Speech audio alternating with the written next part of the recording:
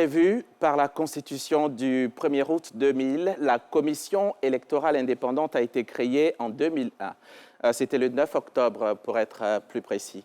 En 2016, la nouvelle Constitution dispose que la Commission électorale indépendante chargée de l'organisation du référendum des élections présidentielles, législatives et locales, dans les conditions prévues par la loi, est une autorité administrative indépendante. Elle comprend une commission centrale et des commissions locales.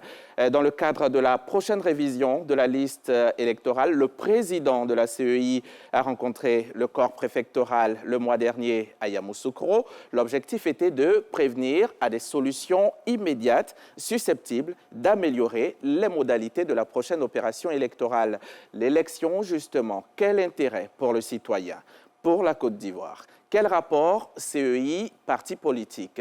Et voilà, entre autres, quelques questions que nous avons souhaité poser à M. Ibrahim Coulibaly-Cuibière, et le président de la CEI a accepté d'être reçu par RTI 1. Bonsoir à tous, bienvenue, vous êtes dans RTI 1 reçoit et je ne vous recevrai pas seul, Monsieur le Président. Je suis avec André Silver-Conan. Il est avec moi, André ASK, que vous connaissez certainement.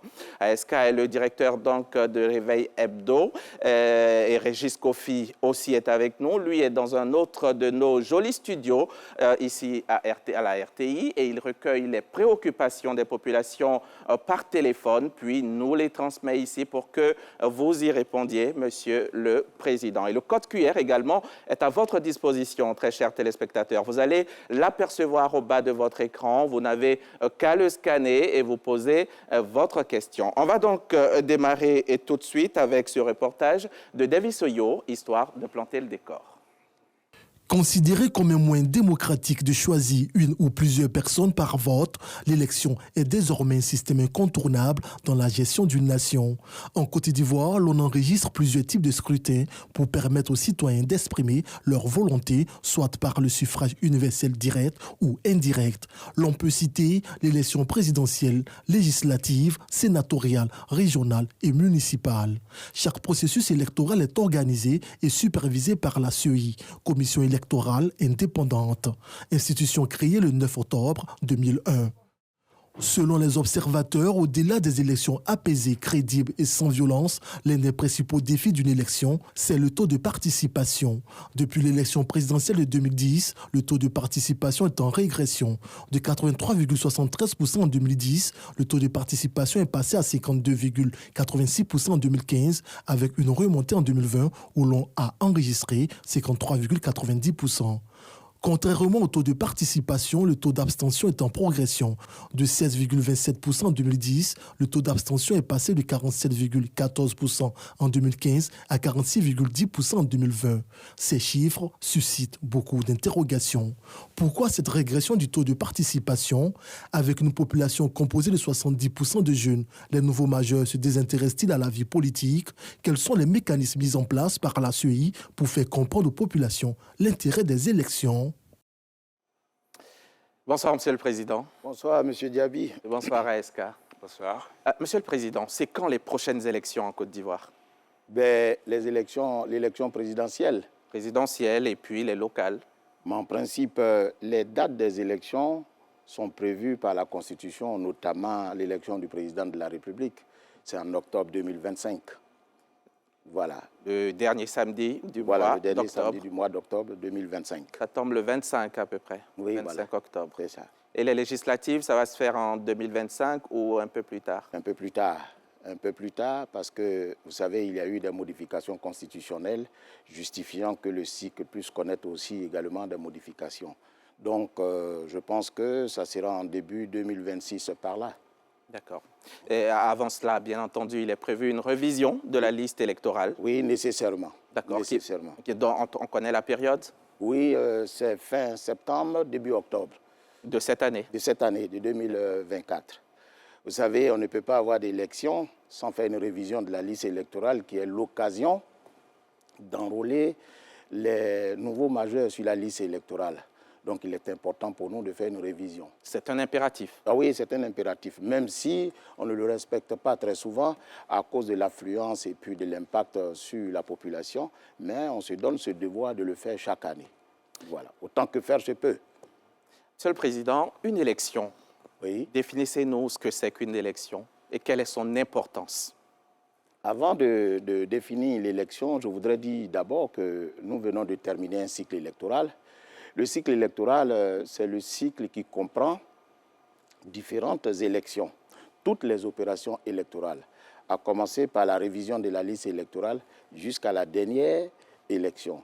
Et on distingue 5 élections: l'élection du président de la République, l'élection des parlementaires composée de 2, c'est-à-dire des députés et des sénateurs, l'élection locale composée également de 2, c'est-à-dire l'élection des conseillers régionaux et des conseillers municipaux. Et c'est à l'issue de ces 5 élections qu'on considère que le cycle est fermé. Donc nous venons, depuis décembre 2023, terminer le cycle électoral. Et ce faisant, la commission électorale, pour bien faire, a décidé de faire une auto-évaluation pour voir ce qui a marché, ce qui a moins bien marché et prendre des résolutions, des recommandations pour améliorer notre mission. C'est ainsi donc que dans le cadre de cette amélioration, nous sommes sur votre plateau ici pour parler de l'élection. Parce que ce que nous avons constaté, comme l'a dit l'élément de reportage tout à l'heure, il y a une baisse du taux de participation. Pourquoi? Nous considérons que c'est parce que bon nombre de nos concitoyens ne savent pas ce que c'est que l'élection. Alors, qu'est-ce que c'est, Monsieur le Président? Alors, voyez-vous, l'élection, c'est défini comme étant l'opération en vertu de laquelle un citoyen appelé électeur donne son suffrage à un autre citoyen appelé candidat ou gouvernant, pour que ce dernier-là puisse gérer l'intérêt commun dans la société. C'est ça, l'élection. Et l'élection se manifeste par le vote. Le vote est la modalité de l'élection. Voyez-vous, pour mieux comprendre cela, il faut comparer l'élection à d'autres situations similaires. Par le passé, dans l'Antiquité, on ne parlait pas d'élection. Pour désigner des gouvernants, on utilisait plusieurs procédés. La cooptation, par exemple, l'hérédité ou le tirage au sort, ou même la force, c'est-à-dire la conquête. Mais les États nouveaux ont décidé d'utiliser ce qu'on appelle la démocratie. La démocratie donne le pouvoir au peuple. C'est le peuple qui détient le pouvoir politique. Et comme le peuple ne peut pas tout le temps gérer ce pouvoir politique, modalité lui est reconnue de céder ce pouvoir à ceux qu'on va appeler les gouvernants. Voyez-vous? Donc, l'élection apparaît principalement comme le choix par un citoyen détenteur du pouvoir de choisir un autre citoyen qui a décidé de gérer leur destin. Alors, on ne peut pas demander à un citoyen de donner son pouvoir à quelqu'un qu'il ne connaît pas. Et pourquoi il donne ce pouvoir à cette personne? Voilà pourquoi l'éducation électorale est nécessaire pour la population. Parce que ça n'a pas toujours été comme ça, M. Diaby. Par le passé, tout le monde n'avait pas la qualité d'électeur. On parlait de suffrage restreint. Le suffrage restreint était soit restreint par ce qu'on appelle le suffrage censitaire ou le suffrage capacitaire. Le suffrage censitaire était le procédé en vertu duquel on conférait à un groupe d'individus le pouvoir de voter, la qualité d'électeur. Et ce critère était déterminé en fonction des avoirs, c'est-à-dire le revenu, le patrimoine des gens. Et donc, quand vous payez l'impôt jusqu'à un certain seuil qu'on appelait le cens, alors vous avez la qualité d'électeur. Et seule cette qualité procédait du paiement de l'impôt. Voilà pourquoi on parlait du suffrage censitaire. Et le suffrage capacitaire? Le suffrage capacitaire est celui qui est subordonné à la connaissance de l'électeur. L'électeur ne peut avoir cette qualité que lorsqu'il fait la preuve de son instruction de la gestion de la chose publique. On lui faisait passer un examen pour savoir s'il connaissait le fonctionnement de l'État, la Constitution, ainsi de suite. Et de nos jours, à quel moment un citoyen devient électeur? Alors, de nos jours, ce n'est pas comme ça. La Constitution ivoirienne dit que la Côte d'Ivoire est une république démocratique. Cela veut dire tout simplement que le pouvoir appartient au peuple. Et le suffrage est universel, par opposition au suffrage restreint. Le suffrage est universel parce qu'on donne la possibilité à tous les citoyens, bien entendu, subordonnés au respect d'un minimum de conditions, à tous les citoyens de procéder au vote. Le vote est un pouvoir. Le vote est un pouvoir, le vote c'est la liberté parce que ça vous autorise à choisir.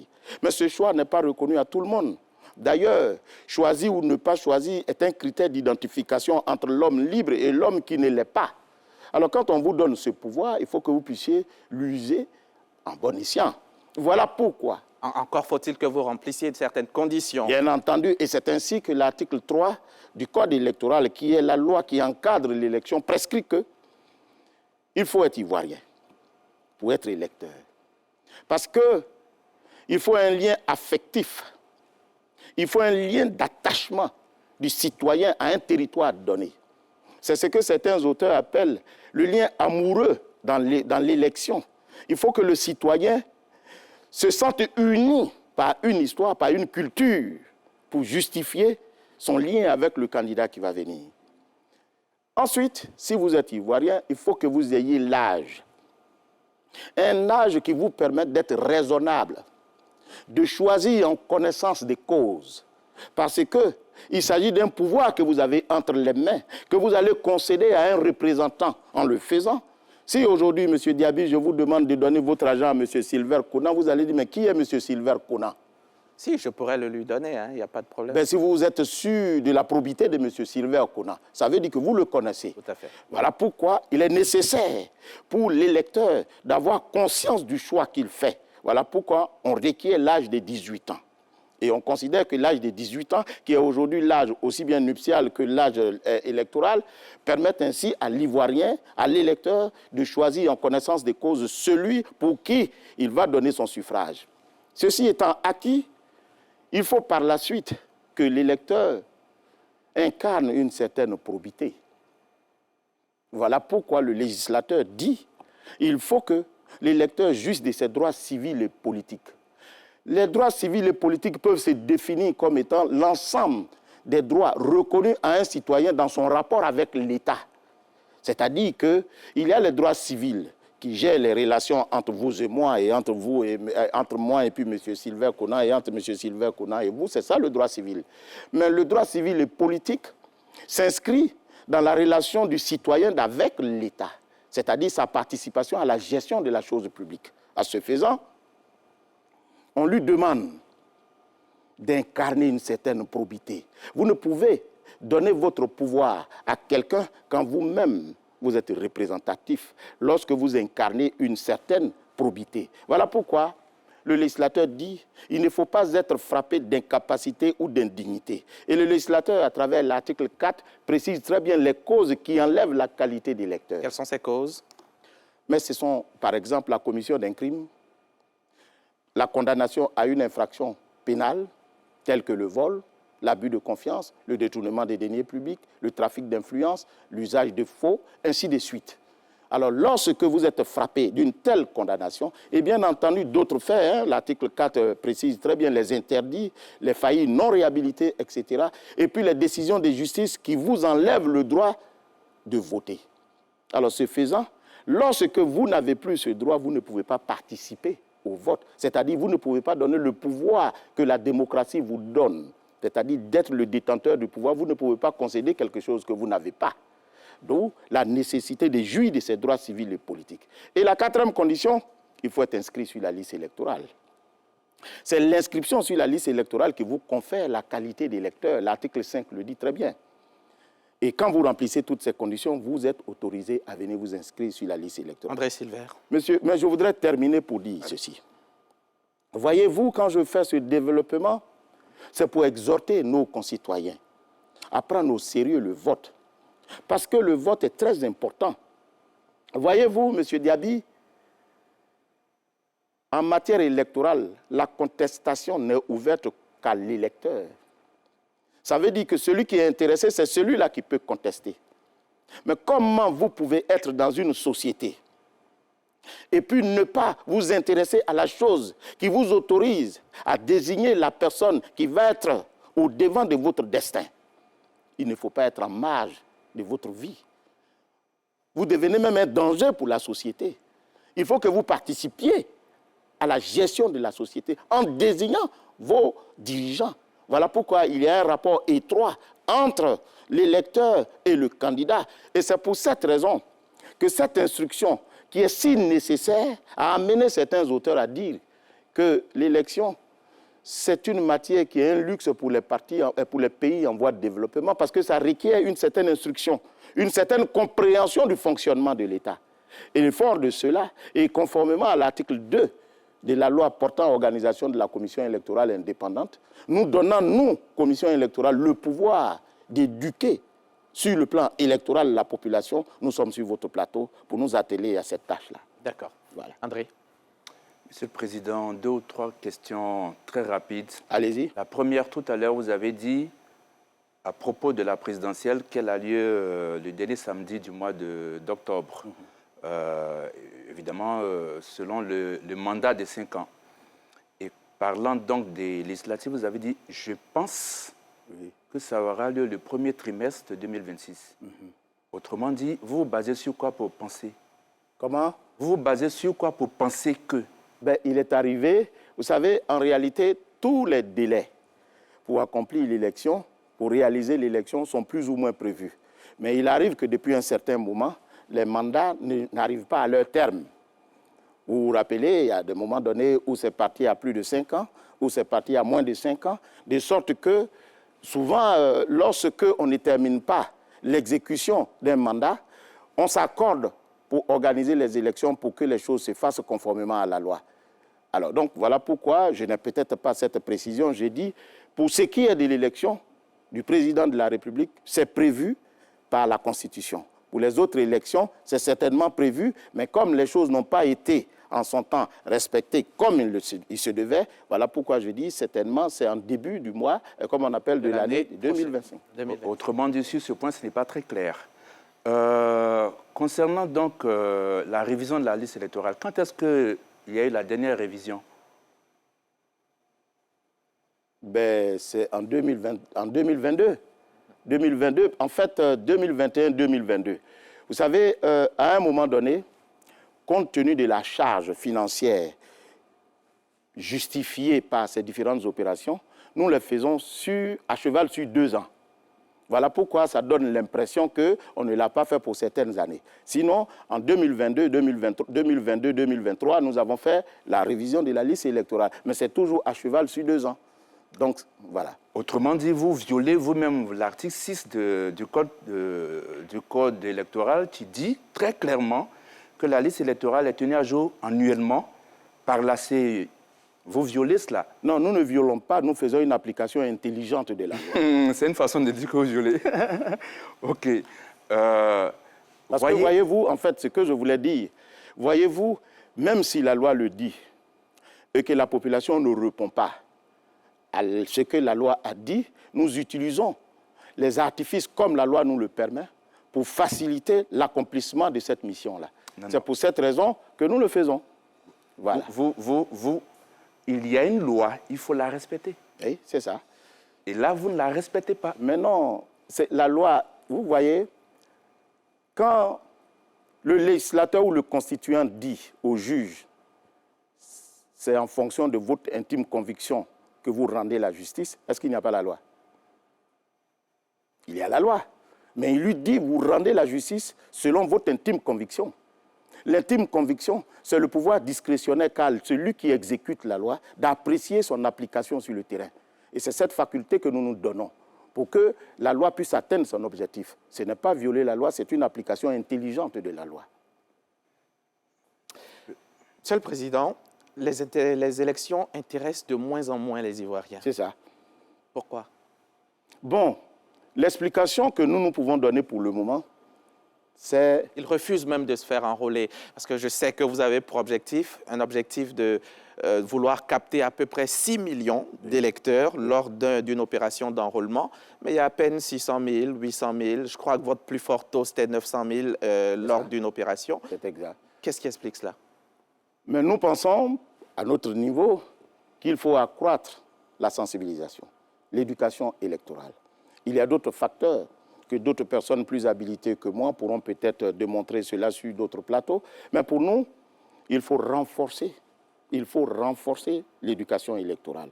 Il faut amener les Ivoiriens à comprendre ce que c'est que l'élection et amener les jeunes à s'intéresser à l'élection. Vous savez, tout est une question d'intérêt.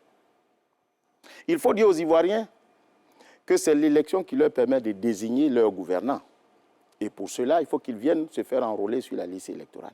Mais en même temps, nous voyons que, je ne sais pas si je l'ai raconté déjà sur votre plateau, je crois que Micro-Trottoir avait posé la question à un jeune homme de savoir ce que c'était l'élection.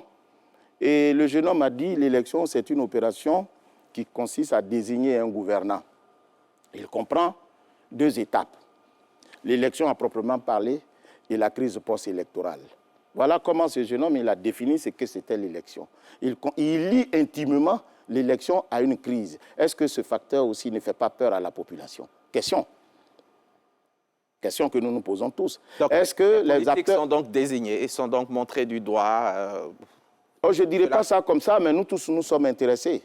Parce que, voyez-vous, les uns et les autres ont l'impression que la sensibilisation ou l'éducation électorale est la seule affaire de la commission électorale indépendante, mais c'est l'affaire de nous tous, même de M. Sylvain Kona, de vous, de moi, de tout le monde, de tous les citoyens. Chacun de nous doit s'atteler à informer, à sensibiliser les uns et les autres, à venir se faire inscrire sur la liste électorale à l'effet de choisir avec adresse le meilleur gouvernant qui propose le bon programme. C'est très important. Et non seulement ils sont très peu nombreux à s'inscrire sur la liste électorale, mais très peu d'entre ceux-là encore vont effectivement participer au vote. Est-ce que c'est ce qui justifie les conférences éclatées que vous avez initiées à travers le pays? Mais oui, vous savez, à l'issue du cycle électoral qui a pris fin, nous avons fait une auto-évaluation qui nous a permis de savoir qu'il y avait un taux qui avait baissé. Nous, on prend notre bâton de pèlerin. Nous allons procéder à la sensibilisation de la masse. C'est pour cette raison que je suis sur votre plateau. Sensibiliser, vous comptez leur dire quoi pour leur redonner le goût du vote, participation à l'élection? Qu'il ne s'agit pas d'aller sur les réseaux sociaux pour insulter les gouvernants. Mais il faut participer à la désignation des gouvernants. Peut-être que certainement leur voix aurait fait la différence. Parce que, je l'ai dit tout à l'heure, j'ai dit que seuls ont droit, dans une opération électorale, à contester une élection que ceux qui sont électeurs. En principe, on devait étendre même ce principe au débat politique. Nous devrions avoir droit au débat politique que ceux qui sont inscrits sur la liste électorale. Mais il ne s'agit pas de ne pas venir participer et puis après dire « oui, ce monsieur Tantampion ne mérite pas d'avoir le pouvoir, voilà ce qu'il a fait, il n'aurait pas dû faire ceci ». Certainement que si vous aviez été instruit, certainement si vous aviez désigné les gens en fonction de leur programme, parce que le programme doit tenir compte ici des défis de la population, du quotidien de la population, vous auriez fait peut-être la différence par votre voix. Mais ne l'ayant pas fait, vous n'êtes pas en droit légitime de critiquer ce qui se fait. Vous ne participez pas, vous ne vous inscrivez pas. Voilà. André? Oui, Monsieur le Président, vous ne pensez pas que l'indépendance même de la CEI aussi est en cause? En venant sur votre plateau, j'ai regardé la publication de RTI sur sa page officielle Facebook concernant ce débat. Et il y a eu des commentaires quelque peu déplacés, non seulement à votre endroit, mais aussi à l'endroit de l'institution. Est-ce que vous ne pensez pas que l'indépendance même de la CEI est quelque peu remise en cause par une partie de l'opinion? Monsieur Sylvain Kona, vous savez, qu'est-ce qu'on appelle indépendance? Mais une commission, ce n'est pas nous qui l'avons créée. C'est la loi qui l'a créée. La loi est l'expression de la volonté du peuple. C'est la loi qui a créé la commission. Et la commission est encadrée par les accords politiques des partis politiques. C'est quoi l'indépendance? C'est quoi l'indépendance? Depuis, par le passé, les élections avant 2000 étaient organisées par le ministère de l'Intérieur. En 2000, on a sorti de l'escarcelle du ministère de l'Intérieur l'organisation des élections pour la confier à qui? Pour la confier à une commission en charge des élections. Et depuis 2020 jusqu'en 2024, c'est la même chose. Qu'est-ce qu'on n'a pas fait au niveau de la commission électorale indépendante? Par le passé, on nous a dit qu'il faut que la commission électorale soit animée par les représentants seuls des partis politiques. Ce qui a été fait. Ensuite, on a dit non, la commission ne peut pas être indépendante quand elle est composée des représentants des partis politiques. Il fallait donc utiliser une autre formulation. On ne parlait plus de représentants, on parlait de personnalités désignées par les partis politiques. Ce qui a été fait. Ensuite, on a dit, mais les partis politiques ne sont pas seuls dans l'arène politique. Il faut donner la possibilité à la société civile de participer aussi, de dire son mot. On a autorisé la société civile à intégrer la commission électorale indépendante, ce qui a été fait. À un moment donné, il vous souvient, M. Konan, qu'on a invité Dieu dans l'arène politique en demandant aux représentants de confessions religieuses d'être membres de la commission électorale pour que celle-ci puisse abriter une certaine crédibilité spirituelle, ce qui a été fait. Nous sommes partis de 25 personnes en passant par 31, 15, aujourd'hui 18. Et qui compose la commission électorale indépendante? Mais toutes les composantes, toutes les forces vives de la République de Côte d'Ivoire. Principalement politique. Politique, société civile, les institutions de la République. Ils sont tous à la commission électorale. Mais l'objectif, c'est quoi? C'est de veiller à la meilleure application de la loi. Dites-moi, quand on dit qu'une commission n'est pas indépendante, mais il faut la prendre sur les faits. Qu'est-ce qui justifie que la commission ne soit pas indépendante? Est-ce à dire alors que leurs représentants qui sont au sein de la commission électorale ne font pas ce travail? Ils sont tous à la commission électorale indépendante. Nous veillons à l'application de la loi qui a surpris de quelque manière que ce soit la commission électorale dans l'inexécution de la loi. Parce que quand j'entends par là, il faut dissoudre la commission électorale, il faut la réformer, ça c'est la solution. Mais quel est le problème en face? Parce qu'il faut qu'il y ait une adéquation entre le problème et la solution. Quel est le problème? On parle de crédibilité. Mais y a-t-il crédible une institution qui est composée de tous les acteurs politiques? Ce sont eux qui les désignent. Ce sont eux qui les désignent au plan central comme au plan local. Ils sont tous dans la commission électorale indépendante. Mais alors, quelle crédibilité on veut? Quelle indépendance on veut? Et quand vous regardez la loi, est-ce qu'il y a plus indépendant que la loi, qui a un caractère général et impersonnel? La loi n'est pas faite pour une personne, la loi est faite pour la généralité. Et cette loi prescrit que la commission électorale, dans sa formation, doit être sincère pour ce qui est des résultats. La sincérité d'un résultat, c'est la conformité de celui-ci avec l'expression de la volonté du peuple. Est-ce que ce n'est pas ce que nous faisons? Ce n'est pas toujours le cas, Monsieur le Président. Ah bon, donnez-moi un exemple. En 2018, dans l'arrêt numéro 391 du 30 novembre 2018, Oui. la Chambre administrative a dit ceci. Oui. Considérant que M. Ezalé ou ses représentants n'ayant pas été invités à assister au recensement général des votes, ils n'ont ainsi pas été en mesure d'exercer leur droit de contrôle sur la consolidation des résultats. C'est ça. Si commissaires centraux, superviseurs affirment que, je cite, Oui. la CEI centrale ne dispose d'aucun procès verbal physique de la circonscription de Grand Bassam. C'est ça. La Chambre administrative conclut les résultats annoncés dans ces circonstances ne représentent pas un caractère de sincérité, comme vous le releviez. Donc c'est clair que là, il y a un problème au niveau de la CEI. Alors je vous explique, M. Silver Konan. Ce n'est pas parce que la règle existe qu'elle ne peut pas faire l'objet de violations. On vient de vous donner un exemple. Ben voilà.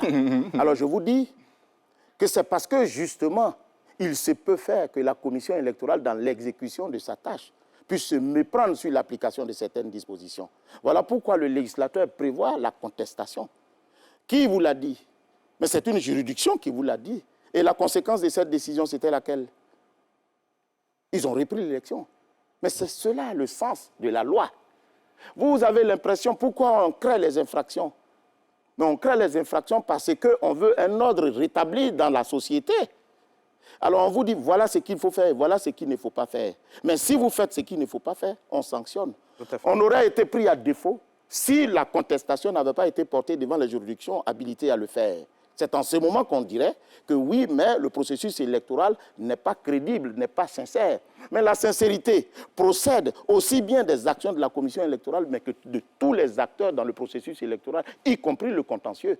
Donc ici, la décision dont vous faites cas, mais c'est une décision qui dit qu'à un moment donné, pendant la proclamation des résultats, les représentants d'un candidat n'ont pas été dans le bureau de vote. Ce faisant, n'ont pas eu le temps d'apprécier la conformité de la chose à la loi. Ce faisant, a annulé. Mais c'est cela, le processus électoral. C'est ça la crédibilité. C'est ça l'indépendance. Monsieur le Président, je vous prends au mot Allez-y. concernant justement les sanctions. Là, on constate très clairement que ce sont les candidats qui ont été sanctionnés. Pourquoi? Il y a une reprise des élections. C'est ça. Par contre, Oui. les représentants de la CEI Oui. fautifs en la matière Oui. n'ont pas été sanctionnés. Oh, mais si vous voyez comme ça, c'est pas, vous avez, j'ai l'impression que vous avez quelque chose contre la commission électorale. Oui, je pense. Oui, Oui. mais non, mais ce n'est pas comme ça qu'il faut prendre la chose. Parce que l'objectif du fraudeur, c'est quoi? C'est ça, le juge, c'est ce que le juge voit à travers l'action. L'objectif du fraudeur, c'est de donner à quelqu'un qui n'a pas droit ce à quoi il n'a pas droit. Alors, ce faisant, le juge va rétablir en disant, vous avez donné à quelqu'un qui n'a pas le droit. Mais ce faisant, nous allons casser la décision. Votre décision qui a proclamé telle personne élue alors qu'elle ne méritait pas d'être élue, parce que la sincérité ne découle pas de votre action, mais nous allons casser la décision. C'est ça le principe. Parce qu'entre-temps, ce que vous ne savez pas, c'est certes la commission électorale qui organise les élections, mais ce n'est pas la commission électorale qui pose tous les actes dans le processus électoral. Voyez-vous, ceux qui animent les bureaux de vote ne sont pas des membres de la commission électorale Mais indépendante. ce sont des agents électoraux Ce sont les agents électoraux. accrédités par la CEI. Non, quand vous dites accréditer, qu'est-ce que ça veut dire? Nous ne pouvons pas accréditer de la bonne foi de quelqu'un, vous savez bien. Oui, mais vous les accréditez quand même. Je veux dire, ils ne se lèvent pas comme ça pour aller dans un bureau de vote. Vous les mandatez. Oui, nous ne les mandatons même pas. Vous faites quoi? Alors voilà, ce sont des citoyens, comme la loi le dit, qui sont recrutés, que nous formons. Ils sont recrutés par qui? Alors, généralement, c'est le corps préfectoral qui les met à la disposition de la commission électorale. Ils sont recrutés par la CEI. Non, mais je vous dis que ce n'est pas nous qui les recrutons. Le préfet du département ou de la région met à la disposition de la commission électorale indépendante des citoyens. Eh bien, parce qu'il faudrait bien que quelqu'un vienne animer les bureaux de vote aussi. Hein. Alors, quand ils arrivent, nous, qu'est-ce que nous faisons? Nous les formons et nous les mettons dans les différents bureaux de vote. Vous les envoyez en mission. Oui, nous les envoyons en mission. Travaillent pour vous. Mais non, quand vous dites qu'ils travaillent pour nous, ils peuvent travailler pour nous, mais pas pour le compte de la commission électorale indépendante. Ils peuvent travailler, ils vont en mission au nom de la commission électorale, mais pas pour la commission électorale indépendante. Alors c'est pour cette raison, quand ils vont, il faut suivre bien ce que je dis, quand ils vont, quand ils proclament les résultats, ce n'est pas la commission qui proclame encore les résultats. Eux, ils ont charge de proclamer les résultats dans les différents bureaux de vote. C'est après quoi nous venons faire la compilation. Et c'est en ce moment que nous adossons la proclamation des résultats. C'est-à-dire, nous allons vérifier si ce que l'agent du bureau de vote a exécuté est conforme à la loi. Et si nous avons le pouvoir de redresser, nous avons le pouvoir de rectifier et nous avons le pouvoir même d'annuler. Et c'est fort de cela que nous procédons maintenant à la compilation et à la proclamation des résultats. Mais le résultat qui est proclamé par la commission électorale est ce résultat qui tient compte de la responsabilité de la CEI. Mais le résultat qui est proclamé par l'agent des bureaux de vote ne l'est que si la commission électorale l'a endossé. Voilà la différence. D'accord. On va évoluer, monsieur le Président. Et d'ailleurs, je vais vous le dire pour vous rassurer, qu'ailleurs, les commissions n'ont pas vocation à organiser les élections. Les commissions sont chargées de veiller à l'application, au contrôle de la conformité des actions menées au cours de l'opération à la loi. Il y a un organe qui est chargé d'exécuter, d'organiser les élections ailleurs. Et c'est dans la majeure partie des États. Nous ne sommes pas nombreux qui procédons comme nous le faisons. Parce que ça apparaît comme si nous étions jugés partis.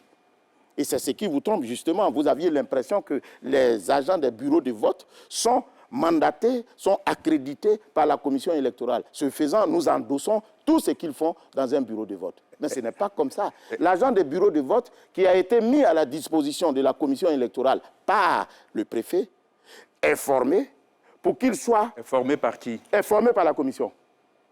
Il s'agit d'une instruction pour mener une mission. Maintenant, il va mener la mission. Pour le compte de qui? pour le compte... On ne va pas revenir sur tout ça, le président. Mais attendez, il peut... Tout part justement de du bureau de vote. Je vais même vous dire, pour vous mettre à l'aise, il agit pour le compte de la commission électorale. C'est bon? OK, ça c'est Maintenant, clair. quand il va, mais la commission électorale ne lui donne pas un blanc-seing. Oui. Vous partez, vous agissez au nom et pour le compte de la commission électorale. Mais jusqu'à ce que nous, on endosse les résultats que vous allez proclamer. C'est ça le sens. Quand vous finissez de proclamer les résultats dans les bureaux de vote, vous savez bien que le résultat proclamé dans le bureau de vote n'est pas le résultat définitif. C'est après la compilation par la commission électorale que le résultat devient provisoire et par la commission centrale après. Voilà comment ça se fait. Ce sont des étapes qui se font. Monsieur le Président, combien d'électeurs à l'heure qu'il est sur la liste électorale? Nous avons plus de 8 millions. 8 millions d'électeurs sur la liste électorale. Alors nous sommes aujourd'hui, à l'issue du dernier recensement, il y a 12 millions d'Ivoiriens qui sont en âge de voter. Nous avons 8 millions 200, on va dire 200, 300, qui sont sur la liste électorale. Et il y a 4... Comment? 8 12 425. Voilà. Et il y a un gap de 4 500 000 à aller enrôler pour les mettre sur la liste électorale. Et elle est fiable donc, cette liste électorale? Ah ben nous le pensons. Ah, là, l'opposition ne pense pas du tout.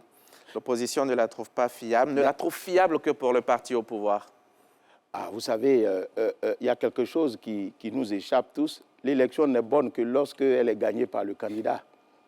Le candidat dira qu'une élection est bien que lorsqu'il l'a gagnée. Tant que lui ne l'a pas gagnée, l'élection n'est pas bonne. La liste électorale dont on parle a été celle qui a permis à tout le monde, depuis 1960, c'est cette liste électorale qui a toujours prévalu. Mais nous ne faisons que l'améliorer. Aujourd'hui à y trouver des incohérences, des anomalies. Mais oui, vous savez, aucune œuvre humaine n'est parfaite. C'est pour cette raison que le législateur prévoit toujours la révision de la liste électorale. Que dit l'article 6 sur la révision de la liste électorale? Dit qu'il faut procéder à la révision de la liste électorale pour tenir compte des mutations intervenues dans le corps électoral. Donc cette révision a pour objectif de mettre à jour la liste électorale. Donc c'est pour cette raison que chaque année, parce que conscient de ce que la liste peut faire l'objet d'irrégularités ou des incongruités, que nous la remettons à jour. Et ce n'est pas seulement l'œuvre de la commission électorale indépendante seule.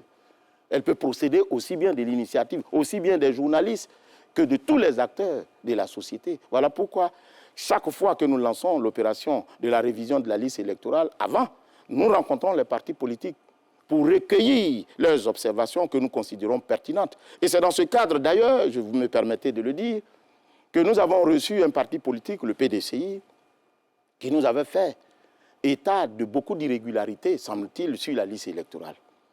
Nous avons apprécié, c'est l'occasion pour moi ici, de saluer cette initiative du PDCI en son temps. Ils l'ont fait. Nous avons eu un séminaire franc avec eux. Nous avons identifié, nous avons corrigé tout ce qu'il y avait à corriger. Nous avons rectifié ce qu'il y avait à rectifier dans l'esprit des gens parce qu'il y avait des choses qui étaient pompeusement appelées irrégularités qui ne l'étaient pas. Et concernant les morts, vous savez, dans l'exécution de sa tâche, la commission électorale est tributaire de beaucoup d'administrations. De beaucoup d'administrations, notamment le ministère de la Justice, notamment le ministère de l'Intérieur, qui est en charge de la gestion des registres des décès. Alors, fort de cela, lorsque le parti, le PDCI, est venu nous rencontrer et nous a fait état des personnes qui étaient décédées sur la liste électorale, nous nous sommes approchés du ministère de l'Intérieur pour savoir mais pourquoi on ne nous remonte pas la liste de toutes les personnes qui sont décédées pour que nous, à notre tour, nous puissions les radier de la liste électorale. C'est ce que nous avons fait à Yamoussoukro tout dernièrement. Nous avons rencontré les préfets, nous avons rencontré les sous-préfets, tous les gestionnaires de l'état civil, c'est-à-dire les sous-préfets et les maires, pour leur demander quelle était la difficulté qu'ils rencontraient pour nous remonter. Nous nous sommes accordés et nous avons demandé au ministère de l'Intérieur de faire de tout son possible pour nous mettre cette liste-là à notre disposition. C'est comme ça qu'on améliore la liste électorale. Donc, déclarer de façon péremptoire que la liste électorale n'est pas fiable, mais ce n'est pas juste de le dire. C'est une œuvre humaine qui se met à jour. Encore que, et il est bon que je le précise, M. Diaby, les morts ne votent pas. Parce que nous avons un mécanisme qui permet aux morts de ne pas voter. Parce que voyez-vous... Ils sont morts. Comment? Ils sont morts. Ah ben, ils sont morts. Mais c'est ce que nous, on croyait. Mais apparemment, les morts font peur aux vivants.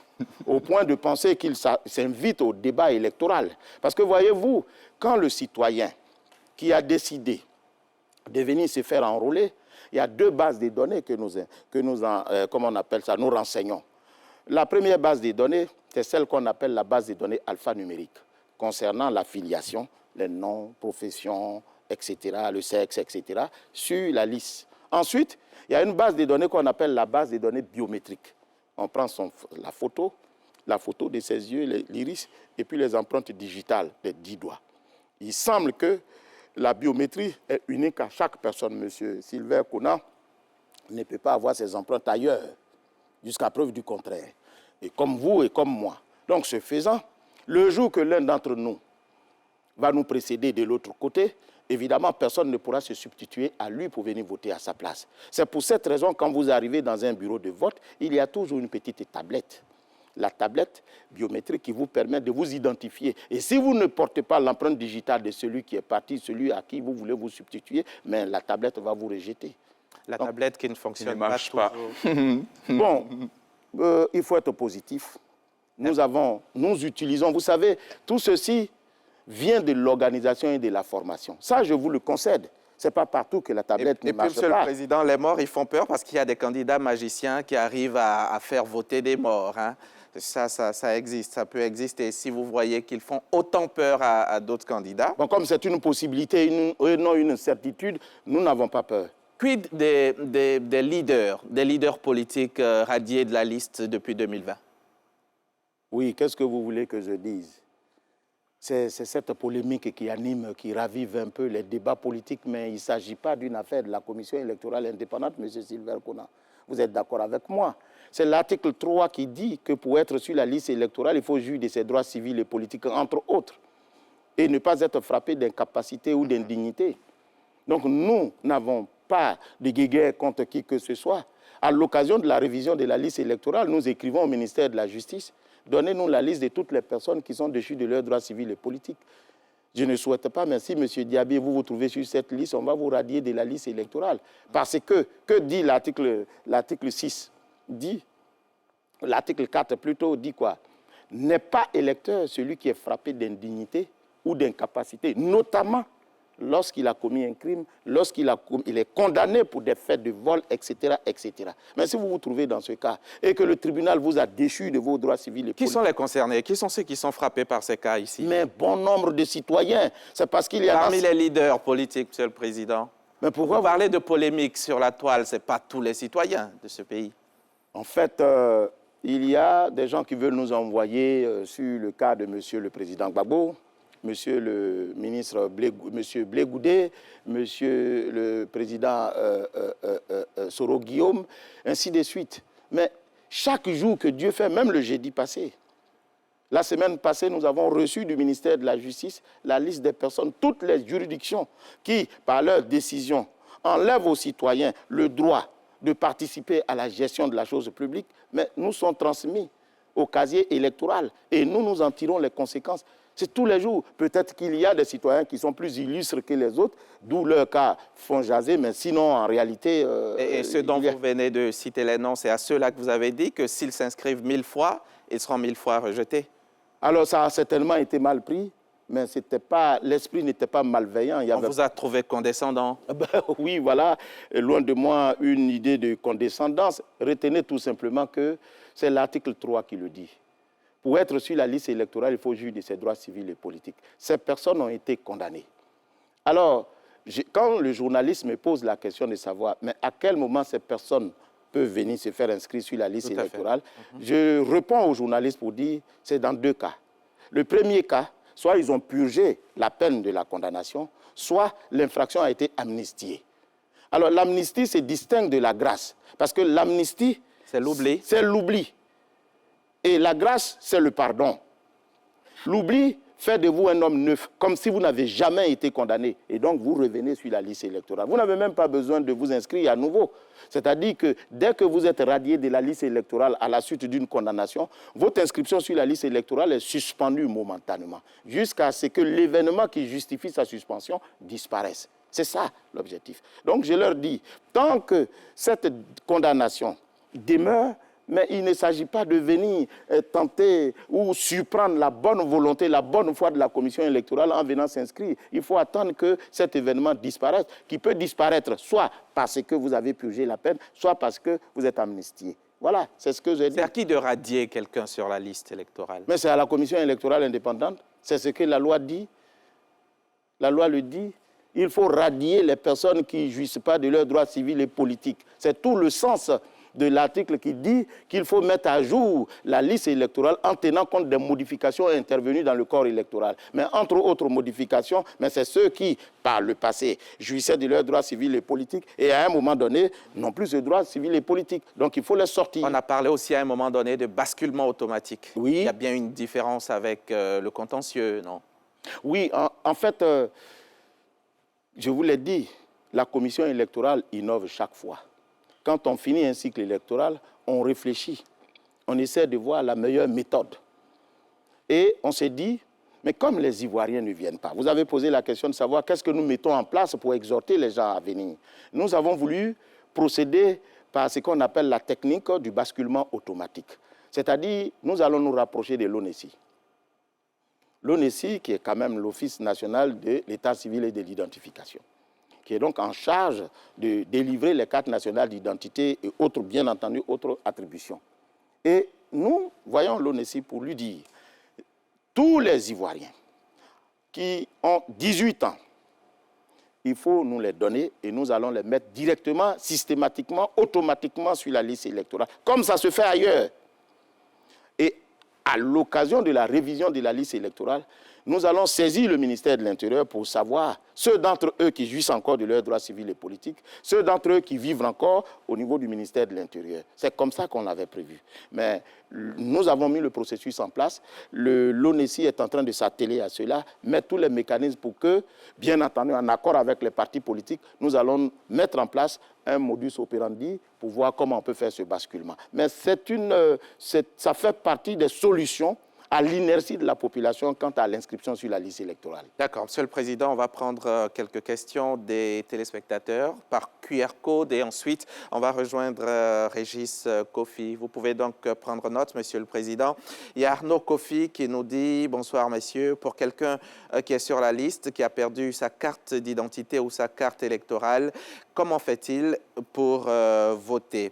Et puis, peut-on signaler un étranger inscrit sur la liste électorale? Bien entendu, vous avez parlé des Ivoiriens qui sont seuls habilités à voter. Régis Kofi, si vous nous entendez, est-ce que vous pouvez nous transmettre quelques questions de téléspectateurs? Bonsoir Ramza Diaby, bonsoir à toutes et à tous. Les Ivoiriens accordent beaucoup d'intérêt à cette problématique que vous développez ce soir. En témoignent les appels que nous recevons. Pour cette première vague, j'ai retenu quelques interventions sur la question du faible taux de participation. Un intervenant qui a requis l'anonymat pense que c'est une question de confiance.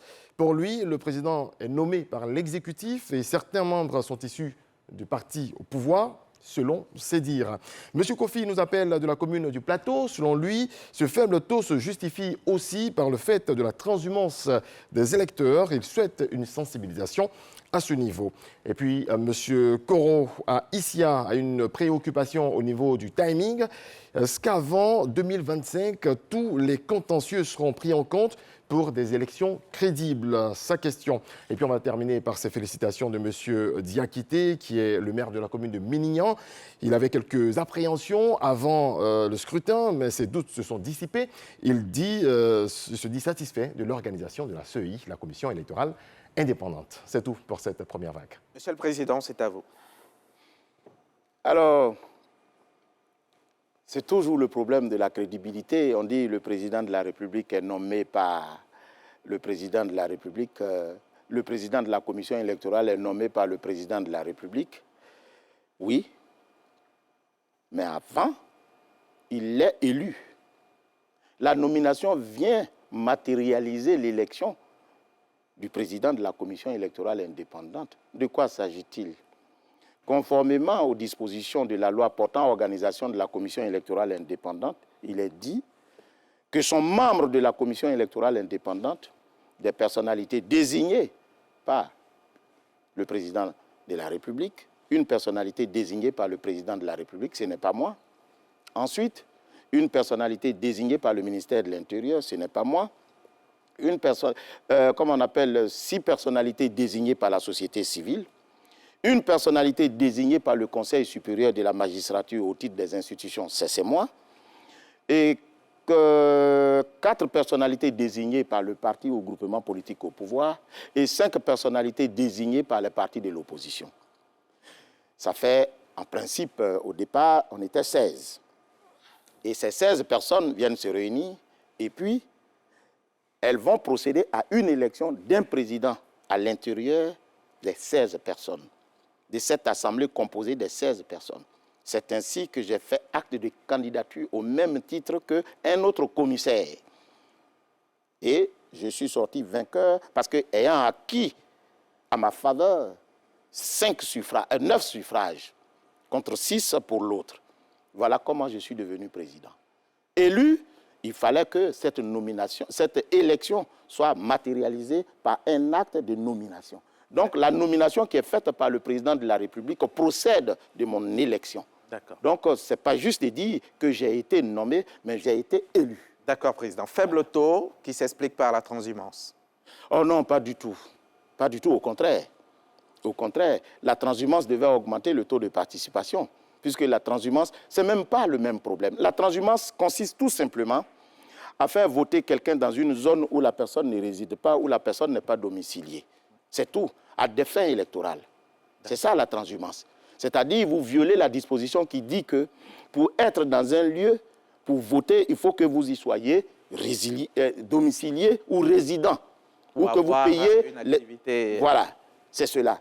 D'accord. Et le timing? Il y en a un qui a parlé du timing des élections. Oui, mais le timing, il est bien. En fait, généralement, quand on parle, on a l'impression que tout procède de la commission électorale indépendante. Les délais, comme je l'ai dit, sont prévus par la Constitution. C'est la loi qui prévoit les délais pour organiser les élections. Mais nous sommes en charge de l'organisation matérielle, la logistique, la confection des documents électoraux et la mise et le recrutement, comme on appelle ça, le recrutement par les préfets, des agents des bureaux de vote et la formation par la commission électorale indépendante. Et vous avez reçu les félicitations du maire de Minignan. Il y a un parti politique, c'est un groupe de personnes qui possèdent des idées politiques communes réunies en association. Il peut chercher à influencer le gouvernement en place en le soutenant, si celui-ci en est issu, ou en s'y opposant. Et dans le processus de l'élection, que doit être le rôle des partis politiques? C'est ce qu'on va voir maintenant dans cet élément signé, encore, Davis Oyo. À chaque élection, ils sont les premiers concernés. Ils positionnent leurs candidats dans toutes les circonscriptions électorales du pays. Eux, ce sont les groupements et partis politiques. Ces formations politiques mènent des actions à travers des campagnes pour séduire le maximum d'électeurs lors des scrutins. Elles ont également la capacité de conditionner le climat politique, d'où leur responsabilité dans le processus électoral du début à la fin. Au siège du RHDP, Rassemblement des oufouettistes pour la démocratie et la paix, le secrétaire exécutif adjoint chargé du processus électoral, Brahima Doumbia, travaille au quotidien sur ce sujet. L'élection étant le moyen qui permet aux partis politiques d'arriver au pouvoir et de gérer l'État pour le bonheur des citoyens, nous devons comprendre que la commission qui organise les élections est notre partenaire privilégié. Quand elle initie une activité qui part donc de la cartographie jusqu'à la proclamation des résultats des élections, les partis politiques ont la responsabilité d'y prendre part. Nous ne nous y prenons pas par la mobilisation de nos partisans à toutes les activités organisées par la Commission électorale indépendante.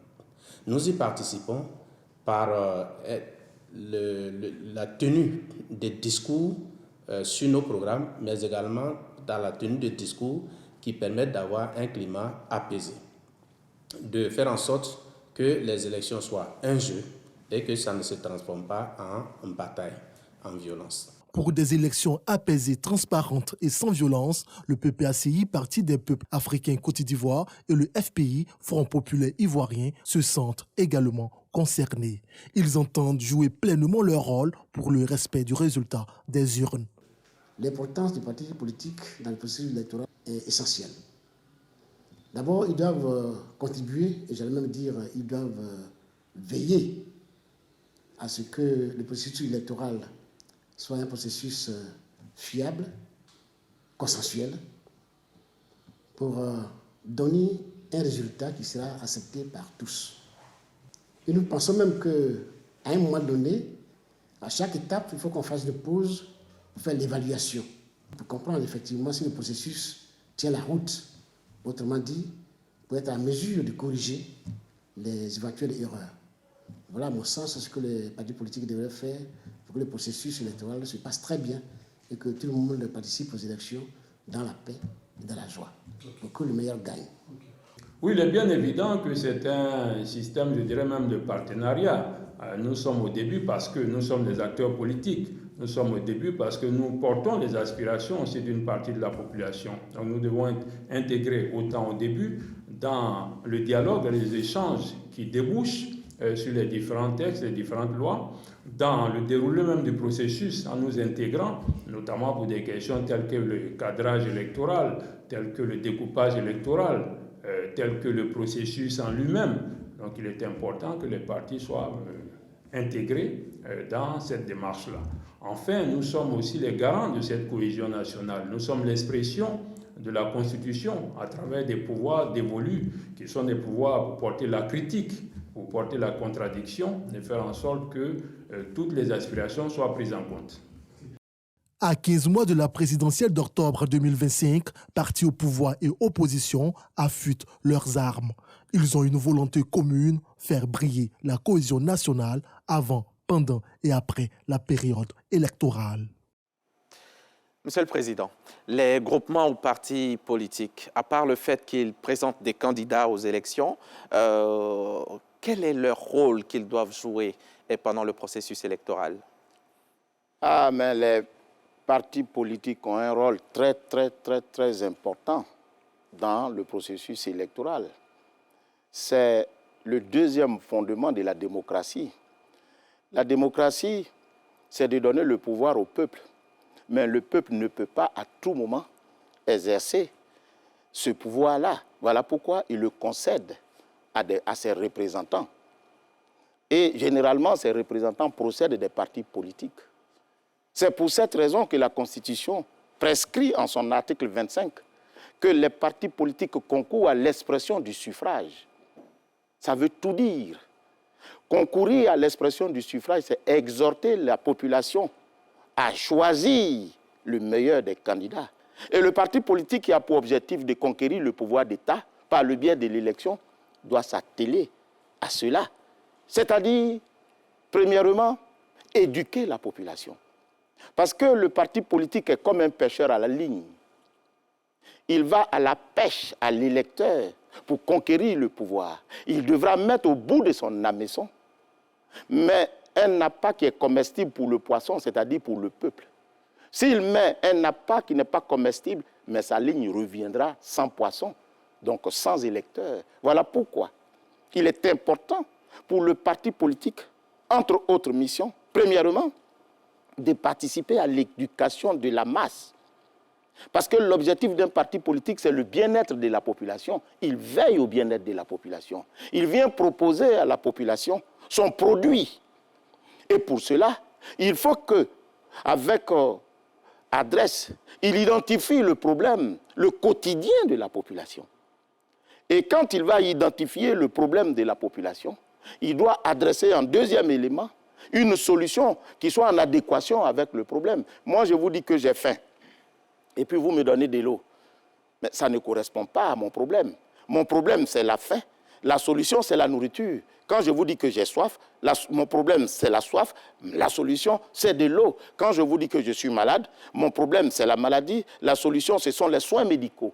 Donc, ce faisant, il appartient au parti politique qui veut conquérir le pouvoir d'État d'introduire, d'incarner cette mission auprès de la population, de s'approcher de la population, d'identifier ses problèmes et de trouver les solutions. Et en troisième élément, il faut que le parti politique apporte un candidat qui ait lui-même une équation personnelle. Parce que le candidat doit être attrayant, doit attirer, parce qu'il ira à l'assaut de la population avec son équation personnelle. Convaincre la population de ce que lui, il a le meilleur profil, il a le meilleur programme de société. Voilà tout le sens du rôle des partis politiques. Voilà pourquoi je dis que le parti politique est essentiel dans un système démocratique. Il n'y a pas... Quel est le sens de l'élection s'il n'y a pas de parti politique? Ce sont les partis politiques qui font vivre l'État.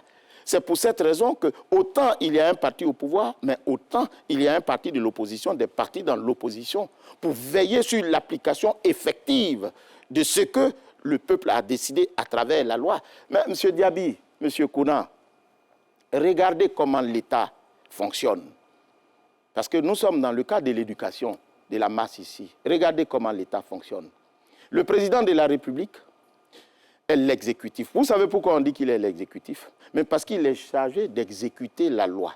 La loi qui n'est rien d'autre que l'expression de la volonté du peuple. Il est porteur donc d'une mission, celle qui consiste à déterminer et à conduire la politique de la nation. Voilà son premier travail.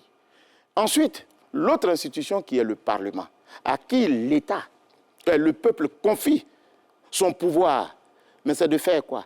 Mais c'est de transformer en norme juridique sa volonté à travers la loi. Voilà pourquoi le Parlement fait la loi et consent l'impôt. L'impôt qui n'est rien d'autre que les ressources pour veiller à l'exécution de ce qui va être décidé à travers la loi.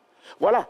Et enfin, il y a des institutions qui sont en charge de veiller sur l'exécution de ces différentes normes. Voilà le sens de la politique. Et donc, voyez-vous, les partis politiques jouent ce rôle important qui est celui de concourir à l'expression du suffrage à travers l'éducation de la masse. Mais vous allez, à l'occasion d'une élection, rencontrer une population qui ne vous connaît pas et vous lui demandez de vous remettre le pouvoir. Comment cette population fait? Elle ne vous connaît pas. Il faut préalablement prendre soin de se transporter sur le théâtre des opérations des élections pour convaincre la population. Et cette population habituée à votre projet de société parce qu'elle veut que vous lui apportiez le bonheur, mais va vous donner son suffrage. Et voyez-vous, c'est un jeu de rencontre. Le candidat issu d'un parti politique ou d'un indépendant concocte un projet au profit de la population. Il va à la pêche. Il dit à la population ce qui lui est agréable, ce qui lui est sensible. Mais je n'ai pas dit de mentir, mais ce qui est réel. Et la population dit, ben, ce monsieur-là, il dit la vérité parce que moi j'ai soif, voilà comment il dit qu'il va me donner de l'eau. Moi j'ai faim, voilà comment il dit qu'il va me donner à manger. Moi je suis malade, voilà comment il dit qu'il va me soigner. Mais c'est pour cette raison que le constituant a prévu, ce n'est même pas la loi, mais c'est la Constitution, a prévu que les partis politiques sont financés par un financement public. Mais parce que le rôle du parti politique est essentiel dans une démocratie. L'éducation électorale. Comment? L'éducation donc des électeurs. L'éducation électorale. Ils doivent partir. Voilà pourquoi je suis souvent étonné quand nous commençons la révision de la liste électorale, certains s'opposent. Mais ils devaient faire amitié avec la commission électorale indépendante parce qu'eux, ils se nourrissent d'électeurs. C'est l'électeur qui leur permet d'arriver au pouvoir. Mais ils y ont des représentants. Les partis politiques ont des représentants au sein de la commission. Oui. Quel rôle ils y jouent concrètement? Mais on est censé veiller sur l'application de la loi, à mon avis. C'est ce travail que nous faisons depuis le début.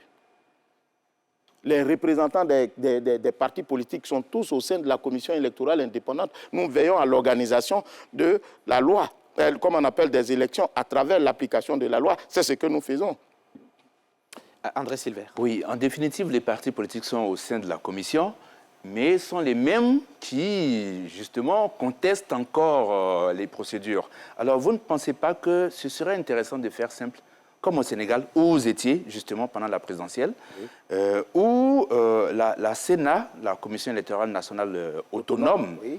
Ne peut être membre que des personnalités neutres, indépendantes, connues pour leur intégrité, leur honnêteté intellectuelle.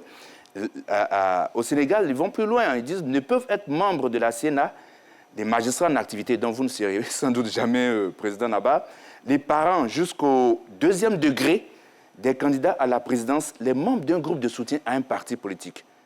Apparemment, ça marche. Alors, je vais vous dire, peut-être que si j'étais au Sénégal, je ne serais pas membre de la Commission électorale nationale autonome, mais je serais certainement membre de la DGE. c'est-à-dire l'organe en charge de l'organisation des élections. Parce que c'est un magistrat qui est en charge de la formation et de la sensibilisation, chose que nous faisons sur ce plateau. Donc, sur ce point, ne dites pas que si j'étais... Non, j'ai cité la loi. Hein. Voilà, mais je vais vous dire aussi ce que la loi dit là-bas. Oui. Alors, mais je vais vous dire, M. Konan, ce n'est pas le système qui fait les hommes.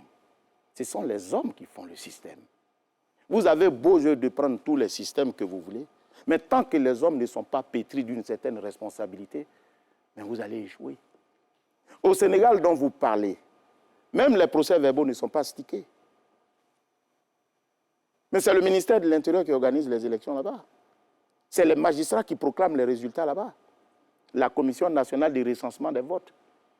Là-bas, ce sont les magistrats qui proclament les résultats. Les partis politiques, les représentants des candidats et les représentants de la Sénat ne participent pas aux délibérations pour proclamer le résultat. Pourquoi? Mais parce qu'on a confiance les uns dans les autres. C'est cela. Or, nous, en Côte d'Ivoire, la règle qui semble être celle qui prévaut, mais c'est le manque de confiance. On se suspecte au point où, même quand la commission, qui est composée de leurs propres membres, décide de mener des actions, ils disent, mais pourquoi on ne leur a pas dit? Nous partons faire une mission de cartographie qui consiste tout simplement à répertorier nos lieux de vote pour voir ceux qui sont encore fonctionnels et ceux qui ne le sont pas pour qu'on puisse changer. Mais ils en font un problème. Et la suspicion est la règle. Mais vous allez mettre, vous avez beau... Mais je vous ai dit, M. Konan, que ça dure 24 ans. Même Dieu a été invité à la commission électorale indépendante. On est parti de 25 jusqu'à 16. Parce que justement, il y a cette prédominance des politiques. Il faut peut-être essayer autre chose, comme vous au Sénégal. savez, moi, je vous ai toujours dit, pour ce qui est de la composition de la commission électorale indépendante, ça ne ressortit pas à la compétence de ma personne ni de la commission. Moi, je ne peux pas parler de ce qui me fait. C'est la loi qui nous fait. Si les partis politiques et les députés ont décidé que la commission soit sous cette mouture, mais c'est sous cette mouture que nous allons partir. Alors, M. le Président... S'ils décident de changer, ben on va changer. À preuve, nous étions 16. À l'issue des accords politiques, nous sommes 18 aujourd'hui. Donc, chaque fois que besoin sera... Pour faire entrer des membres d'un parti politique. Bon. Encore. Monsieur le Président, est-ce que tous les actes de la CEI doivent préalablement être autorisés par les partis politiques? Mais non, pas du tout. Pas du tout. Mais c'est tout le sens de la présence des représentants au sein de la commission électorale indépendante. En tout cas, la loi portant organisation de la commission électorale ne le prescrit pas. Nous avons charge d'organiser des élections. Est-ce que les partis politiques semblent entendre autre chose? Oui, mais ça, où ils tirent cela? On peut entendre beaucoup de choses, hein, mais une chose qui est fondée, c'est celle-là qu'il faut entendre, et non celle qui n'est pas fondée. Moi, je voudrais bien que quelqu'un vienne me dire, c'est par courtoisie, et surtout dans un esprit de conciliation et de réconciliation et d'apaisement, et surtout de transparence et d'inclusivité, que nous associons les partis politiques en ce qui concerne les modes opératoires. C'est ça.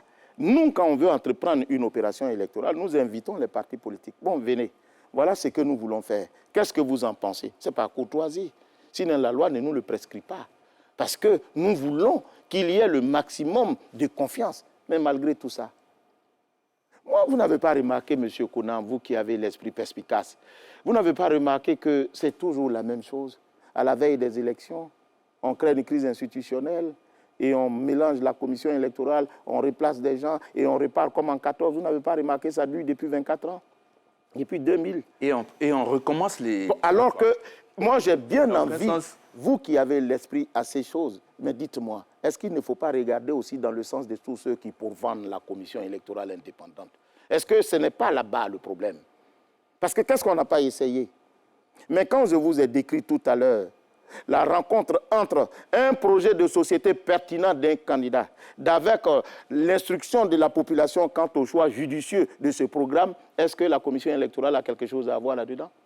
Mais le vote, ce n'est que ça, la rencontre entre un projet de société et l'adhésion de la population. C'est cette rencontre-là qui constitue le suffrage. Et celui qui aura acquis le maximum de suffrages sera élu. Où est la commission là-dedans?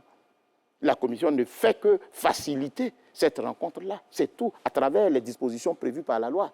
Rien d'autre que ça. Mais on va les entendre parler, on a l'impression... Souvent, moi-même, je regarde, je prends le test, je prends la Constitution, je prends la loi. sur la commission électorale, je prends le code électoral, mais il nous donne tellement de pouvoirs que j'ai l'impression que je suis à côté de la plaque. Mais nous n'avons pas ce pouvoir. Regardez aujourd'hui, dans un bureau de vote, avant même l'élection déjà, la liste électorale est mise à la disposition de tous les citoyens. Celui qui veut se procurer la liste électorale peut venir la chercher. Où? Mais à la commission électorale indépendante. Ah non, je ne crois pas que ça se passe comme ça. Sur clé USB? Oui, sur clé USB. Mais pourquoi vous dites ça? Ce n'est pas parce qu'aujourd'hui, nous avons volontairement suspendu sur notre site Internet, comme on appelle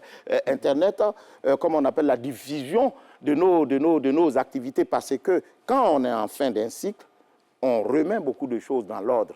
Donc, c'est cette période qui coïncide peut-être avec la consultation, mais vous allez voir, à la veille de la révision de la liste électorale, le site sera opérationnel et vous pourrez consulter la liste électorale autant que vous pouvez. Monsieur le Président, si vous permettez. terminer. Voilà, alors, sur ce point, vous avez la possibilité d'avoir la liste électorale quand vous voulez. Un. Des deux, il est autorisé à tous les candidats de se faire représenter dans tous les bureaux de vote. Tous les candidats sont autorisés à avoir des représentants dans tous les bureaux de vote. Ils sont deux, un titulaire et un suppléant. Et mieux, ils ont même des délégués qu'on appelle les superviseurs itinérants, qui peuvent aller d'un bureau de vote, d'un lieu de vote à un autre lieu de vote. 3. Mais ils participent au dépouillement. Mais mieux, les électeurs eux-mêmes participent au dépouillement, ils assistent au dépouillement. Et quand on finit de dépouiller, le procès verbal qui constate les opérations électorales dans le bureau de vote leur est remis. Il est rédigé en autant d'exemplaires qu'il y a de représentants de candidats. Mais tout ceci pour faire quoi? Mais pour rassurer le citoyen, pour rassurer le candidat. Vous voyez? D'accord. Et on fait tout ça pour qu'il puisse être présent. On publie même le procès verbal, on l'affiche sur la porte du bureau de vote afin que nul n'en ignore. Par contre, ça, ce n'est pas tout à fait le cas. C'est pas toujours respecté. Oui, c'est peut-être pas toujours respecté. Voyez ce qui est bien fait. D'accord, c'est respecté 1 sur 10 sur 20 des fois. Dans ce dernier axe, Monsieur le Président, qu'on va aborder maintenant, on va principalement parler de l'institution elle-même, la CEI. Quel est son rôle véritable dans un processus électoral? Quelles sont ses missions? Avant d'en venir à vous donc, Monsieur le Président, on a promené notre micro dans les rues d'Abidjan, on a posé la question aux populations. On va suivre. Je ne connais pas grand-chose, mais je sais qu'ils assurent la sécurité des populations et puis ils organisent des élections aussi. Transparente, bien sûr. C'est la commission électorale indépendante donc, qui a en charge l'organisation des élections. Il y a plusieurs phases. Il y a le recensement qui va suivre ensuite. Après le recensement, ils vont dresser les listes, voilà, et puis appeler après les uns et les autres à faire les vérifications. C'est vraiment tout le processus électoral. Ça, c'est préélectoral. Et puis après, maintenant... pendant les élections, il faut acheminer, on va dire, les urnes et toute la logistique qui va avec. Et puis après cela, l'organisation des élections, après il faut faire les décomptes. Voilà, le dépouillement et tout ce qui va avec jusqu'à la proclamation provisoire des résultats. Bon, pour moi, le rôle de la CEI, c'est d'organiser des élections transparentes et puis vérifier les personnes qui sont inscrites sur la liste électorale, vérifier toutes les personnes qui sont inscrites sur la liste électorale, avoir aussi des représentants dans chaque centre d'élection pour éviter les fraudes. La CEI, c'est une commission qui a pour mission d'organiser et d'observer les référendums et les élections. On est tellement habitué aux élections qu'on oublie la dimension du référendum, comme nous n'en faisons pas encore trop cas ces temps-ci. Sinon, la CEI est une structure qui organise, qui observe les élections en République de Côte d'Ivoire. C'est une commission indépendante qui a une autonomie à la fois administrative et financière. La commission électorale indépendante, elle a pour vocation, bien sûr, de vérifier l'éligibilité des candidats à une élection. Il ne faut pas confondre cela avec le rôle que joue le Conseil constitutionnel, qui est de proclamer les résultats de l'élection présidentielle. La CEI a pour but d'organiser les élections jusqu'à même aller au résultat. Bon, c'est la CEI qui s'occupe des délibérations. Au cas où il y a des problèmes, c'est là la Cour constitutionnelle commence à intervenir. Monsieur le Président, on a besoin de vos éclairages. Mais moi, je suis très heureux de voir que beaucoup de nos concitoyens connaissent quand même le rôle de la commission. Contrairement à ce que vous croyez. Oui, et je suis en droit de me poser la question de savoir mais pourquoi ils ne viennent pas alors s'inscrire sur la liste électorale quand ils savent réellement le rôle de la commission. Et ils n'ont pas tort de dire qu'effectivement, nous avons pour mission, entre autres, d'organiser les élections. Mais avant l'organisation des élections, il ne peut pas avoir d'élection s'il n'y a pas d'électeurs. Donc la commission électorale, conformément aux dispositions prévues dans le code électoral, procède à la révision de la liste électorale pour avoir le maximum d'électeurs, les électeurs fiables pour pouvoir participer au vote. Et ensuite, examiner la candidature de tous ceux qui veulent être aux destinées, bien entendu, de notre pays, les gouvernants. Et il existe, hein, c'est de façon claire, indéniable, il existe un désamour véritable entre vous et les partis politiques qui vous reprochent beaucoup de choses, qui reprochent beaucoup à l'institution. Alors, comment ramener la confiance entre vous? Vous pensez à comment instaurer un nouveau climat de paix entre la CEI, l'institution, et les partis politiques, qui, au lieu d'être adversaires, vous êtes plutôt des alliés. Des alliés. Mais vous voyez, il y a un adage qui dit chez nous que tant que la marche n'est pas terminée, on n'arrête pas de balancer les bras. C'est notre mission d'appeler les uns et les autres à l'apaisement. C'est pour cette raison que nous allons toujours nous atteler à recevoir les partis politiques, à discuter avec eux, à les recevoir, à discuter des modes opératoires avec eux, essayer de les rassurer. C'est notre mission. C'est notre croix, c'est notre obligation. Nous allons le faire à travers les conférences éclatées, à travers l'approche que nous avons vis-à-vis des partis politiques. Pas avant longtemps, nous allons recevoir les partis politiques avec lesquels nous allons discuter du rôle qu'ils doivent jouer, ce qu'on attend d'eux, et surtout le rôle premier qui est d'exhorter la population à venir se faire inscrire sur la liste électorale. Voilà, donc nous, on va continuer malgré les difficultés que nous pouvons rencontrer, on va continuer de nous rapprocher de la population, de nous rapprocher des partis politiques. Parce que, voyez-vous, ce n'est pas pour la commission électorale seulement, mais c'est un devoir. Vous ne pouvez pas demander à des gens de vous donner un pouvoir quand vous n'êtes pas à mesure d'exécuter ce pouvoir. Et quand celui qui vous donne ce pouvoir ne vous connaît pas, c'est un devoir. Et surtout que vous êtes alimenté par un budget public, par un financement public. Donc pour nous, c'est normal d'aller vers eux pour leur dire, quand on vous donne l'argent, c'est pour aller travailler. Quand nous, on nous donne l'argent, c'est pour travailler. Donc rencontrons-nous, discutons. Mais vous êtes les premiers bénéficiaires, parce que c'est vous qui vous nourrissez de notre matière première qui sont les électeurs. Donc voilà, il n'y a pas de raison que nous puissions nous crêper les chignons. Oui.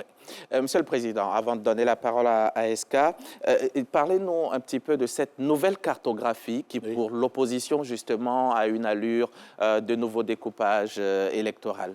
Monsieur Diaby, en réalité, il y a beaucoup de confusion. Vous savez, tout à l'heure, quand j'ai régalé l'élément que vous avez diffusé, j'ai même l'impression que la population en sait beaucoup plus que les partis politiques.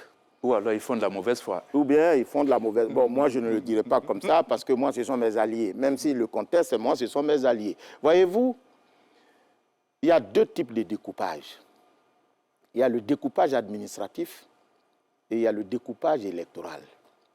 Le découpage administratif est l'opération qui consiste pour l'administration, pour l'État, à se déployer sur toute l'étendue du territoire, pour administrer le territoire. Vous ne pouvez pas dire que Worofla, Mankono, Ma, Bondoukou, Dimokro se trouvent sur le territoire ivoirien si l'État n'est pas représenté dans ces différentes portions des terres. Donc, le découpage administratif a vocation d'administrer le territoire.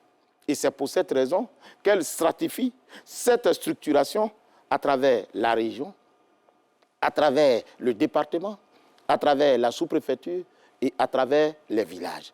Alors pour notre gouverne, nous avons 31 régions, nous avons 111 départements, nous avons 509 sous-préfectures, mais en réalité il y a 490 qui sont fonctionnels, et nous avons 8579 villages. Voilà le découpage. Alors le découpage peut avoir deux objectifs. Il est déconcentré quand l'État décide de déléguer ses pouvoirs à des autorités locales sans se départir de sa hiérarchie, de son autorité. C'est ce qu'on appelle la déconcentration. Et cette déconcentration se fait à travers ce que je viens de vous dire, la région, le département, la sous-préfecture et le village. Mais alors, quand l'État décide de se défaire de son autorité au profit d'une collectivité territoriale, ça s'appelle la décentralisation. Et c'est caractérisé par la commune. Il y en a, je crois, il y en a 201 communes et par les régions, il y en a 31 communes. Et comme on appelle 31 régions.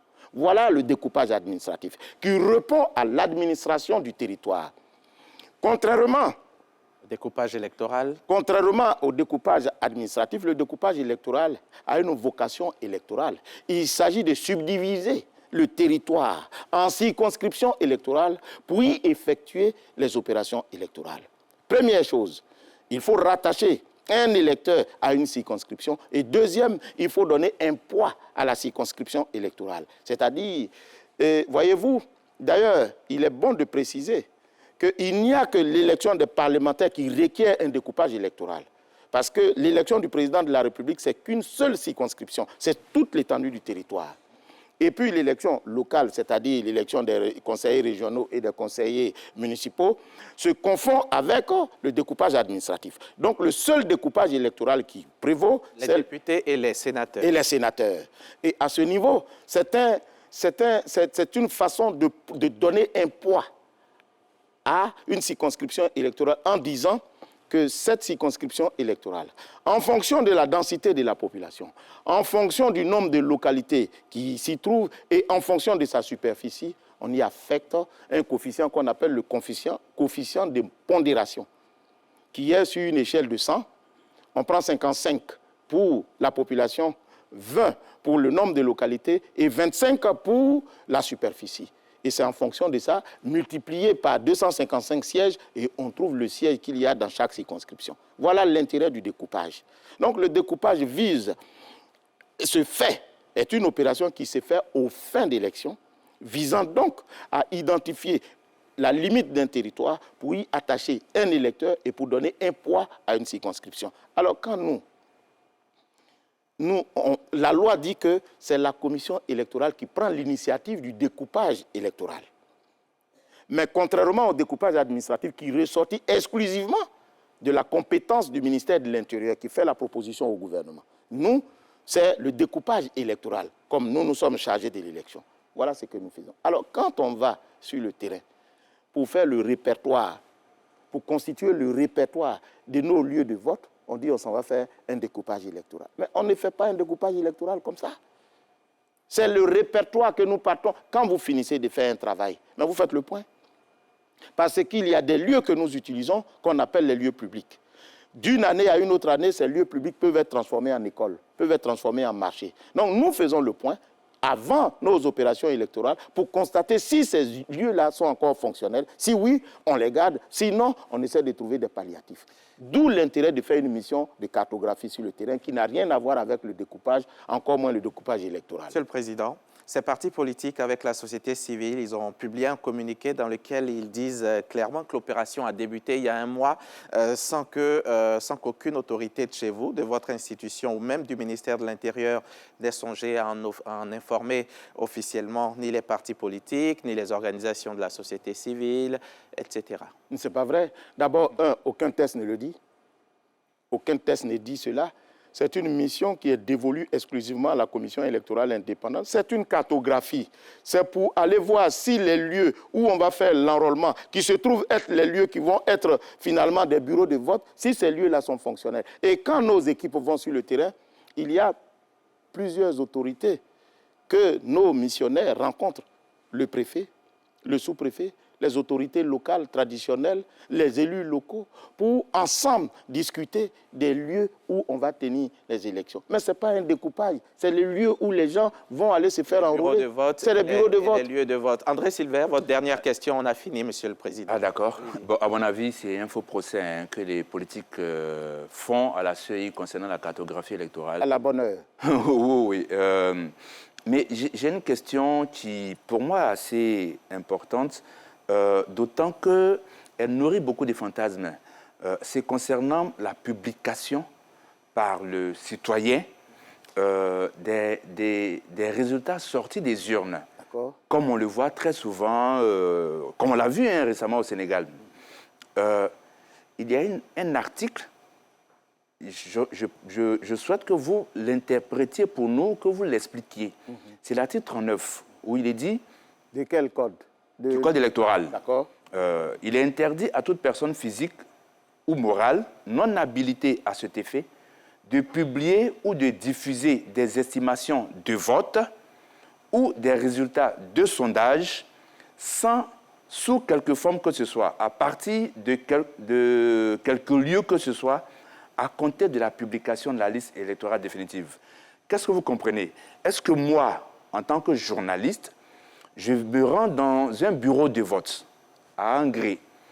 Je constate que le président du bureau de vote a fini le travail avec toute la procédure nécessaire. Vous avez parlé de publication, ce qui n'est pas le cas puisque ce n'est pas écrit dans le code électoral.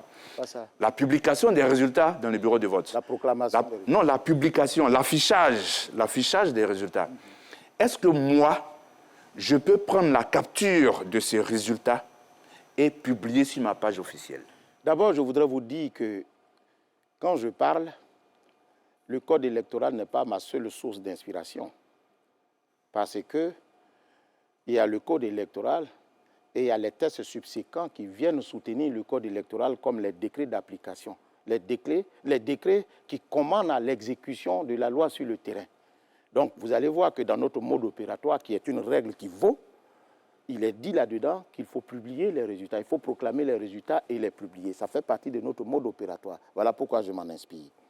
Alors, en fait, c'est le problème des sondages. C'est de ça que vous parlez. Est-ce qu'un citoyen... Très rapidement, Monsieur le Président. Oui, est-ce qu'un citoyen peut, comme on appelle, publier les résultats, si j'ai bien compris... Les résultats sortis des urnes dans un bureau de vote. Oui, avant qu'il ne soit proclamé officiellement par la CEI. Parce que, vous voyez, pourquoi on prend cette précaution? Mais c'est à cause du manque de confiance. À cause de l'atmosphère très fragile, volatile. Mais la loi ne le dit pas. Oui, mais c'est plus ou moins ça.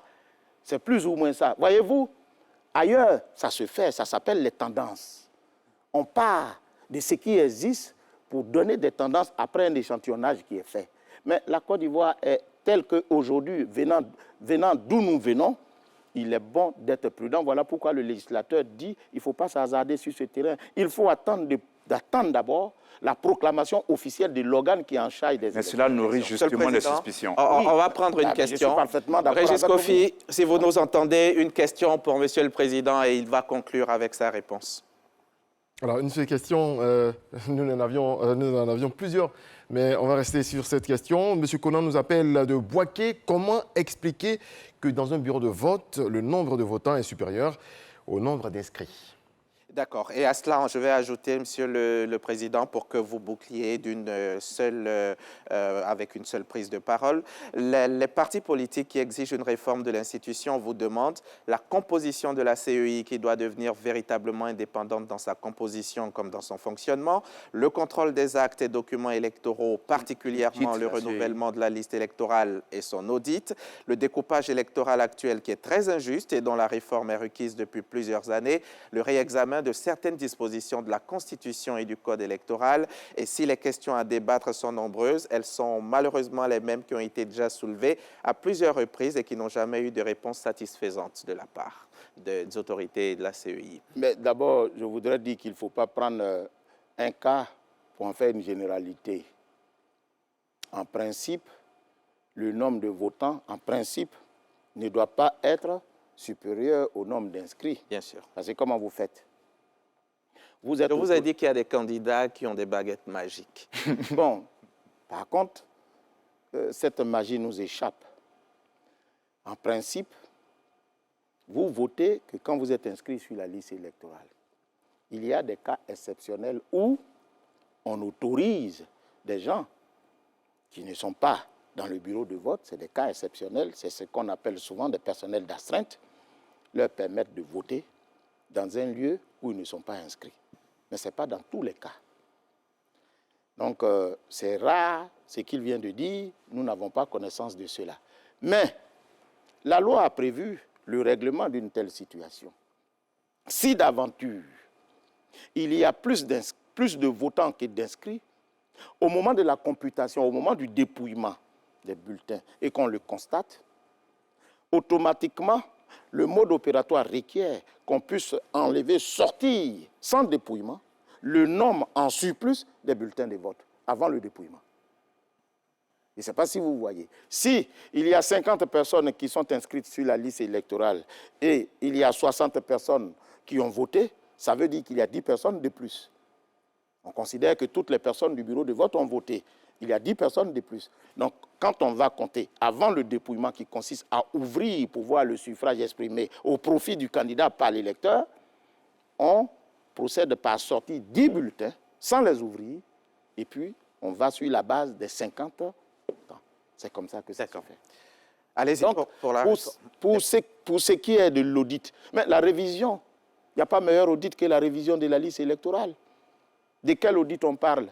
Mais venez, les partis politiques, venez qu'ensemble on puisse trouver ce qu'il y a. L'audit, c'est fait quoi? C'est faire la chose conformément à la loi. Mais venez qu'ensemble on puisse le faire. Mais c'est pour cette raison que le Code dit il faut réviser la liste électorale pour tenir compte des mutations intervenues dans le corps électoral. Mais c'est de ça qu'il s'agit.